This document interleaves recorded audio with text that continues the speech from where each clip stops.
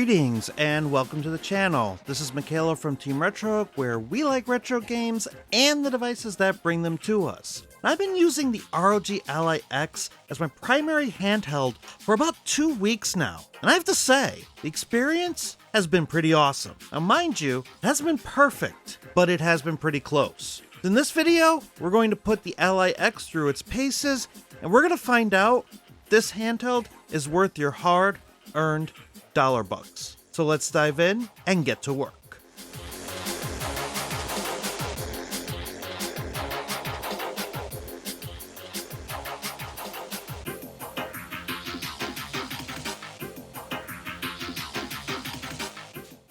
At time of recording, the ROG Ally X is available online at Best Buy, and depending on stock in your area, you can also walk into a brick and mortar store and pick one of these up right then and there. The device I'm using in this review was pre-ordered through Best Buy on June 2nd using my own money. So it's time to hop onto our mount and ride into Spec Town. The ROG Ally X is powered by the AMD Ryzen Z1 Extreme processor with 8 cores and 16 threads. The GPU is an AMD RDNA 3 capable of up to a 30-watt TDP. The device increases its RAM to 24 gigabytes of LPDDR5, and there is a 1 terabyte full-size 2280 NVMe drive as well as microSD card support. The screen is a 7-inch 1080p IPS screen with a 16:9 aspect ratio and 120 Hz variable refresh rate. Giving the device life is a huge 80 watt-hour battery. For connectivity, this handheld has Wi-Fi 6E built in, as well as Bluetooth 5.2. There are 2 USB-C ports capable of video out, and one of them is a Thunderbolt 4 compliant port. This is very important, and we will address this later in the video. The device ships with Windows 11 Home. Let's unbox the ROG Ally X. If you've owned an original ROG Ally, the experience is very similar and equally as premium feeling. Inside the box is the unit, the 65-watt charging brick, the typical literature and manuals, and Asus put 2 smaller stands instead of the 1 bigger stand in the OG Ally. This is pretty neat if you need to prop up the unit up for docking or charging purposes. Now let's tour the device, starting at the top with the shoulder buttons. The bumpers and triggers feel very nice. They have a textured lining to them, and the triggers have a good amount of travel. The bumpers have a soft click to them, and they don't sound intrusive. At the top of the device are the 2 USB-C ports.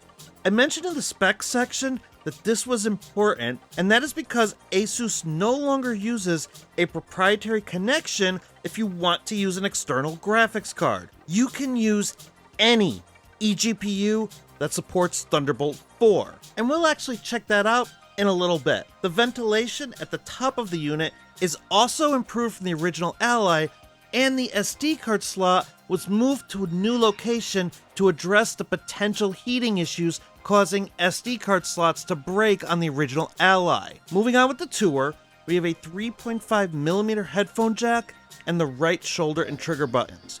There's no I/O on the sides, so let's move to the front of the device. For the most part, the screen, buttons, and joysticks are similar to the original Ally, but let's take a look at this D-pad. Now, I already liked the circle D-pad in the original Ally, but Asus went ahead and made this even better. It definitely feels better, and I feel like I can successfully trigger deliberate diagonals in order to pull off special moves in fighting games, and this passes the Contra test as well. Everything about these controls feel good. The joysticks feel good, the face buttons feel good. It's just overall a very pleasant experience. The screen is the exact same 7-inch variable refresh rate 120 Hz screen from the original Ally. Now that screen was good already, but when we compare to some other devices later, you'll see why this could potentially be a bad thing. There's no I/O on the bottom of the unit, so let's check out the back, where you can see the secondary buttons have been moved in and made smaller. This is a massive improvement and these buttons are no longer easy to accidentally press. So let's do some comparisons, starting with the original Ally. My current original Ally is a Z1 unit that I modified with PlayStation buttons from Sakura Retro Modding, and I also put on a new backplate with flattered buttons that are harder to accidentally press. I'll include a link to the video in which I made this modification if you want to see how that all went down. For now, let's take a look at the ergonomic differences. If you look at the bottom of the unit where your palms rest, you could see the original Ally had these flat corners that would press against your palms. Although it wasn't a deal breaker, you could sometimes feel these corners press up against your hand. With the Ally X, Asus rounded everything out, making a much more comfortable grip. Other than that, there is a clear indication that the original Ally is just a bit lighter when you go to pick up the two units back to back. But the added weight of the Ally X isn't bad. In fact, it feels really well balanced. Now let's do a comparison to the MSI Claw. The Claw seems to have taken a lot of inspiration from the ROG Ally, but the flat edges here are a little more pronounced, making the Claw dig into your palm so much more than the OG Ally. In fact, it's one of the MSI Claw's many shortcomings. The design of the Claw's edges make me barely able to reach the joystick and buttons. By comparison, in more ways than one, the Ally X is the better choice among these two handhelds. The Legion Go, next to the Ally X, absolutely dwarfs it. The Legion Go also has a lot of the Ally's benefits, like the same chipset and refresh rate screen, as well as a few other goodies like detachable controllers and a trackpad. The Go, however, is much heavier than the Ally X, and I use it more as a tabletop or dockable system than a dedicated handheld. And finally, there's the Steam Deck OLED. And unfortunately, when it comes to x86 handhelds, this is the one to beat. And the Steam Deck is the only handheld to point out some of the Ally X's shortcomings, mainly the lack of an OLED screen and touchpads. Plus, one has to consider the price of the Steam Deck versus the price of the Ally X. Thankfully, the Ally X does manage to do some things to compete with the Steam Deck OLED. There's a bigger battery in the Ally, and they're both very comfortable devices. The Ally X running Windows will allow for more flexibility than the Steam Deck, but the Steam Deck is more efficient and more plug and play. If you're looking for your first x86 handheld, it's very hard to choose between these two. They're both great. Before we finish the comparisons, let's bring out Scaly for a quick weight check. The ROG Ally comes in at 690 grams. The MSI Claw weighs a little lighter at 673 grams. The OG ROG Ally comes in at 652 grams. The Steam Deck OLED is also 652 grams, making both these handhelds slightly lighter than the Ally X, but of course, the Legion Go remains the big boy at 911 grams. Moving briefly into the software end, the Armory Crate software also received an upgrade, and it is much easier to add games and use it as a front end without much need to look into Steam Big Picture or something like Play Night. In fact, I didn't really have to do anything. Armory Crate kind of took it upon itself to scan my Steam library. Plus, I was able to add my own exe files for emulators and select a custom image for them. Thanks to a tutorial from Retro Handheld's own Zoo Reviews, you can also add shortcuts directly to your ROM files in Armory Crate. I'll leave a link to that video tutorial in the description. You can also customize button mapping profiles on a per game basis, which is an update that Armory Crate desperately needed. However, I did notice some jank with this software. There are options to adjust various AMD settings per game, but none of these seem to actually work when you went into the game. Some of the Ally stuff, like being able to choose your controller mode and limiting the frame rate or the TDP, did work, but I still had to go into AMD Adrenalin Edition in order to actually get the other AMD functions to work. I'm not sure if this is a me problem or an Armory Crate problem, so let me know in the comments if I did anything wrong. Overall though, as a front end, Armory Crate is pretty solid. I was pondering using Play Night on this handheld, but Armory Crate seems to be fleshed out just enough that I think I'll use this for a bit, just from the updates and the ease of access through a dedicated button on the device. Okay, now let's talk about gameplay. Performance-wise, if you look at some of my past videos on the original ROG Ally, the games that I've tested in those videos will all still deliver similar performance. So if you want to know a bit more about the Z1 Extreme chip and what it can do, I'll leave those videos for reference. For this video, I want to focus on the Ally X's performance and battery life at the different TDP settings available, as this device also has more RAM and a bigger battery than the original model. Let's start at the very bottom with the manual setting, as the new Armory Crate experience lets us manually adjust the TDP in this mode, and we can go down to a minimum of a 7-watt TDP. At this setting, you can play 8 and 16-bit games no problem, as I'm doing here with Crystallis. At this low wattage, the Ally X sips on the battery, and you could get a good amount of playtime here. I played about an hour of Crystallis at this setting with 50% brightness. Starting at 100% battery, I ended that hour at 95%. Moving up to the silent mode setting, which is now a 13-watt TDP. We can play Final Fantasy XIV at laptop high settings at 1080p and get between 30 to 50 frames per second, which is perfectly fine for a game like this. You could push the Ally all the way to 120 frames per second with this game if you jump into the performance mode, but that will come at a cost of battery life.